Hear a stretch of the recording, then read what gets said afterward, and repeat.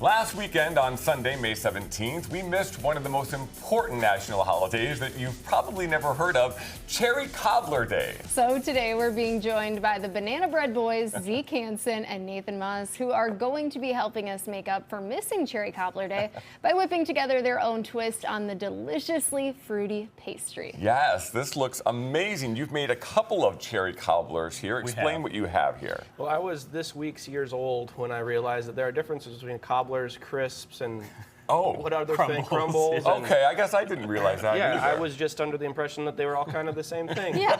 And they're not. So it took Nate a little bit of time to figure out why I didn't know what I was talking about. Well, I didn't know either because I had only seen this cake style before.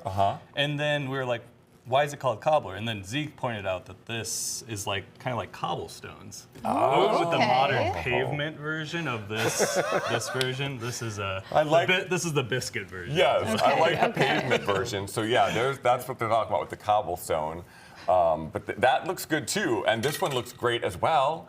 So these are two different styles of a cherry cobbler. And you said you've asked people what their preference is. They like them all. Yeah, they like them all. It's a dessert with a lot of sugar. Right, how can you not like it? It's just kind of like whatever fruit you prefer, then you win. Exactly. Okay, and it's pretty easy, so we're going to whip some of it up right now. Yeah. So this is for this base, basically. Okay, this is the cake kind of. So we got our flour and rising agents and salt. So we got flour here, and the rising agents are in there too. Okay. And then sugar. Sugar, Okay. How much sugar? So it's half cup of flour, half cup sugar, and then a quarter cup milk. And that makes a pretty, you'll see, pretty light. Not the like most liquid base, but it's once you pour it in there, you put it on the bottom.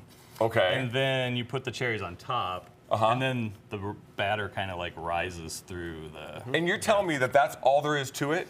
Those ingredients, and then actual cherries. Now, you said you pitted these cherries yourself, so, right? So be very careful. A little bit of the hard way there, but you can also just buy a can of some cherries or some cherry pie filling. Yeah, cherry pie filling. Which makes it pretty easy. Yeah, so now, you could do that. I'm impressed with how this came together. So that's the cakey batter. That's all that you need there for that part. Yes, exactly. Okay, and then so you put it on the bottom of here, and then you pour it. The cherries do have, you will add sugar and vanilla and whatever else you want. We just used a dollop, flattened it out, put the cherries on top, then it's in the oven. So we haven't actually tried these either. You haven't? No. This is new for everybody. Man. Yeah, it is. Well, it looks amazing. Yeah. Here you go. Right. I can share with you. Yeah.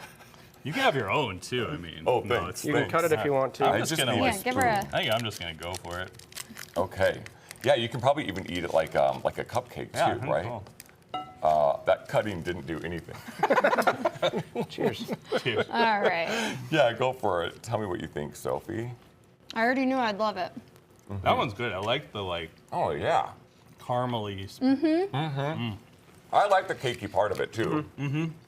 All we need to add is a bunch of ice cream because that's what makes it even better, Everything's right? better with ice cream. It is. Everything always is better with ice cream. Now, the difference of making this one, how does that go?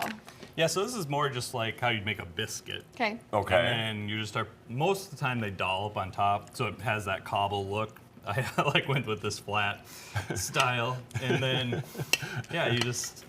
we'll chop some up and we'll see what it tastes like. Put some on there. I don't know if I've ever had fresh cherry cobbler before. Yeah, right? That's a good point. All right, let's try that one too. Oh, yes. Have some a la mode for your road. Yeah, there we go. That's what we need. Some a la mode. Oh, he already went for the ice cream. Oh, yeah. Yeah, he's fast. Not wasting any time. Good, good. All right, I'll try a little. I also see that you have brought along a banana bread. Tell us about this banana bread. A very fancy looking banana bread as well. In honor of Stephen Colbert's last show episode, which is today, in his cookbook, he has one banana bread recipe, and it is this recipe. Oh, Nate and I put this together. Here you go. Just to just do a compare and contrast, really, but to enjoy the last bread from the last episode. There you go. Yeah, so this is, most of ours just have flour. This one is whole wheat flour and wheat germ. And so it's a pretty, it's a very dense, pretty healthy dense bread. Is it more healthy, you think? It has like a half cup of sugar and a half cup of honey. Oh, But, so it has honey in it too. Yeah. It is but there's a lot more to it than just sugar. Yeah. Which is, it's an nice. interesting bread. It should give a little, also walnuts and Raisins. Yep. Okay. So, You have raisins too in there. yeah. So yeah, you Okay. can kind of see it's a. Yeah. Thank you very much. All right, let's see. Cheers. That looks good. Cheers. Cheers. All right, I'm excited to try this one. Yeah. Wow. Stephen Colbert. Oh, that is nice. It doesn't taste funny. That's his cookbook. It I doesn't know. taste funny. That's Yeah. a funny name for a cookbook. It's a nice spice though. There is some spice in there. What is that spice? There's mace. Mace. Wait, what? Thank you. You said what went right to my head.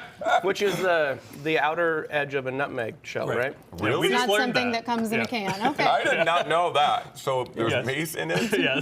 Is that what we're tasting? Coriander Coriander. I think that's what you're Oh. tasting. and cinnamon.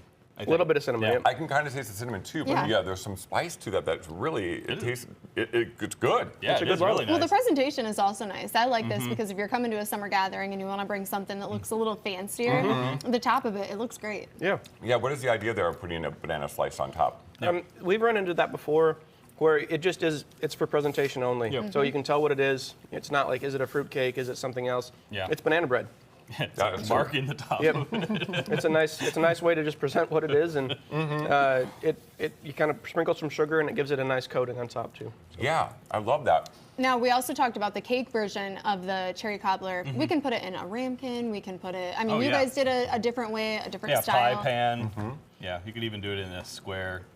So Yeah, we there's did really that, no yeah. right or wrong. Once you get the ingredients together, whatever way you want to present it is the right way. You Yeah. can't mess it up. No, No, you you sure could also can't. pour We the batter on accomplished it. top. You really can't go wrong. I love it. Well, everything Well, tastes great. It is great. Thank you so much for being Absolutely. here and Thanks talking for us through having us. all Yeah, this. Yes, great. awesome. Thanks. Well, KLL continues with more Lifestyle to Love right after the break. Stay with us.